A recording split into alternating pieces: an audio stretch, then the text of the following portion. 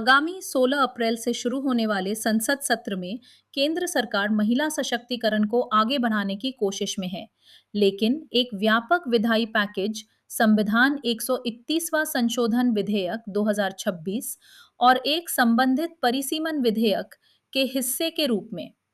इस कदम के पीछे का घोषित तर्क नारी शक्ति वंदन अधिनियम 2023 का 106वां संशोधन को अमल में लाना है।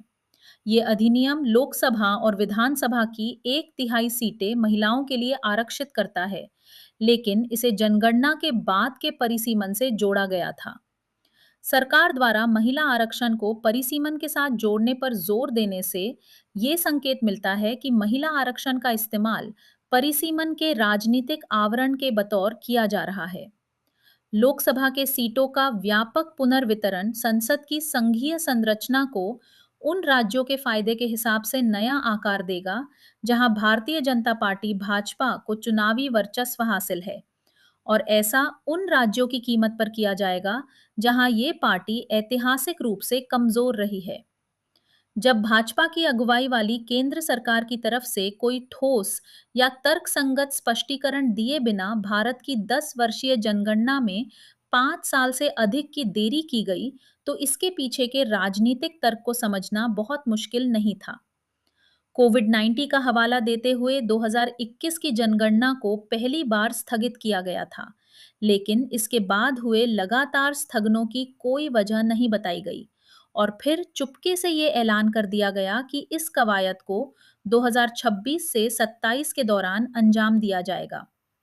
संविधान के तहत 1971 की जनगणना से जुड़े लोकसभा सीटों के अंतरराज्यीय वितरण पर लगी रोक को साल 2026 के बाद होने वाली पहली जनगणना के आंकड़ों के प्रकाशन के बाद ही खत्म होना था। इसका मतलब ये था कि सामान्य तौर पर परिसीमन 2031 की जनगणना के आधार पर किया जाता। जनगणना को 2026 से 27 तक स्थगित करके सरकार ने ये सुनिश्चित किया कि परिसीमन की कवायद को 2031 में की जाने वाली जनगणना के बजाय 2026 से 27 की जनगणना का इस्तेमाल करके अपनी पसंदीदा समय सीमा पर शुरू किया जा सके। अब शायद ये महसूस करते हुए कि 2026 से 27 की जनगणना के बाद परिसीमन की किसी भी प्रक्रिया को पूरा होने में ही सालों लगेंगे, और इस तरह ये 2029 के लोकसभा चुनावों के लिए भी तैयार नहीं हो पाएगी। सरकार पिछली पूर्ण जनगणना यानी 2011 की जनगणना के आधार पर परिसीमन की प्रक्रिया को आगे बढ़ाने की बहुत ही ज्यादा हड़बड़ी में नजर आ रही है। दरअसल 131वां संशोधन विधेयक संविधान के अनुच्छेद 55, 81, 82, 170, 330, 332 और 334 ए में संशोधन का प्रस्ताव करता है। इस प्रावधान से कई बेहद महत्वपूर्ण बदलाव होंगे। पहला, ये संशोधन लोकसभा की सदस्यता की अधिकतम सीमा को राज्यों से निर्वाचित सदस्यों की 530 की संख्या और केंद्र शासित प्रदेशों से निर्वाचित सदस्यों की 20 की संख्या से बढ़ाकर क्रमशः 815 और 35 कर देगा। इससे सदन की संभावित सदस्य संख्या 850 हो जाएगी। दूसरा, ये जनसंख्या की मौजूदा संवैधानिक परिभाषा को बदल देगा। मौजूदा परिभाषा सीटों के आवंटन के लिए 1971 की जनगणना और सीमांकन के लिए 2001 की जनगणना को निर्दिष्ट करती है। इस परिभाषा को ये संशोधन एक खुले सूत्र से बदल देता है कि जनसंख्या का अर्थ वो जनगणना होगी जैसा संसद कानून द्वारा निर्धारित करे। परिसीमन के वास्ते किस जनगणना का इस्तेमाल किया जाए, इसका चुनाव अब संविधान पर नहीं छोड़ा गया है, बल्कि ये उस सामान्य कानून पर निर्भर करेगा जिसे साधारण बहुमत से बदला जा सकता है। तीसरा, ये अनुच्छेद 82 और 170 के तीसरे बंधन को पूरी तरह से हटा देगा। साल 1976 के 42वें संशोधन के बाद से लागू और 2001 के 84वें संशोधन द्वारा विस्तारित सीट आवंटन पर रोक ने अपनी जनसंख्या स्थिर कर चुकने वाले राज्यों को ये गारंटी दी थी कि उन्हें इसका खामियाजा संसदीय सीटें खोकर नहीं भुगतना पड़ेगा। लेकिन अब इस संरक्षण को हटा दिया गया है। गृह मंत्री अमित शाह और वाणिज्य मंत्री पीयूष गोयल समेत केंद्रीय मंत्रिमंडल के सदस्यों ने देश को यह आश्वासन दिया था कि प्रत्येक राज्य के पास मौजूद सीटों के मौजूदा अनुपात को एक समान वृद्धि के जरिए बरकरार रखा जाएगा। लेकिन इस आश्वासन को प्रस्तावित संवैधानिक संशोधन में कोई जगह नहीं दी गई है। अनुच्छेद 81 2 ए, जिसे अपरिवर्तित रखा गया है, यह अनिवार्य करता है कि सीटों और जनसंख्या के बीच का अनुपात सभी राज्यों के लिए जहां तक संभव हो समान होगा, जो कि जनसंख्या आनुपातिकता संबंधी आवश्यकता है और मौजूदा अनुपातों को संरक्षित नहीं करता है। सन 2011 की जनगणना के आंकड़ों के आधार पर 850 सीटों वाले सदन में विशुद्ध रूप से जनसंख्या के अनुपात में सीटों का आवंटन करने से विभिन्न क्षेत्रों में सीटों की संख्या के संदर्भ में घोर असमानता उपजेगी।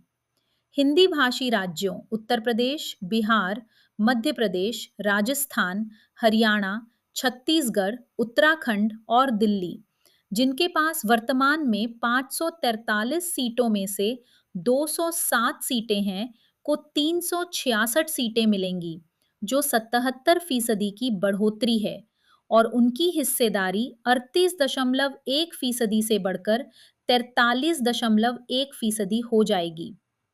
दक्षिणी राज्यों तमिलनाडु, कर्नाटक, आंध्र प्रदेश, तेलंगाना, केरल और पुडुचेरी, जिनके पास अभी 132 सीटें हैं, को केवल 176 सीटें मिलेंगी, जो 33% की बढ़ोतरी है, जबकि उनकी हिस्सेदारी 24.3% से घटकर 20.7% ही रह जाएगी। पूर्वी राज्यों में यह हिस्सेदारी 14.4% से घटकर 13.7% पर आ जाएगी। पूर्वोत्तर क्षेत्र में यह हिस्सेदारी 4.4% से लुढ़कर 3.8% ही रह जाएगी। पश्चिमी और उत्तरी गैर हिंदी भाषी राज्यों में स्थिति कमोबेश अपरिवर्तित ही रहेगी। जिन राज्यों ने स्वास्थ्य बुनियादी ढांचे, शिक्षा तक पहुंच और महिलाओं की सशक्तिकरण को मजबूत करने में दशकों बिताए और जिससे प्रजनन दर में कमी आई, अब उनकी लोकतांत्रिक ताकत में कमी आने की आशंका है। जबकि इन संकेतकों में पिछड़ने वाले राज्यों को सबसे ज्यादा सीटें मिलने की उम्मीद है। पहले से ही कमजोर राजकोषीय संघवाद अब सामाजिक आर्थिक रूप से उन्नत राज्यों के घटे हुए राजनीतिक प्रतिनिधित्व से और भी ज्यादा प्रभावित होगा। दो महत्वपूर्ण राज्यों में मतदान से कुछ ही दिन पहले और सार्वजनिक बहस के लिए कोई समय दिए बिना इस विधेयक को जल्दबाजी में पारित कराया जा रहा है। इससे इसके लाए जाने के समय को लेकर आशंकाएं और भी गहरी हो जाती हैं।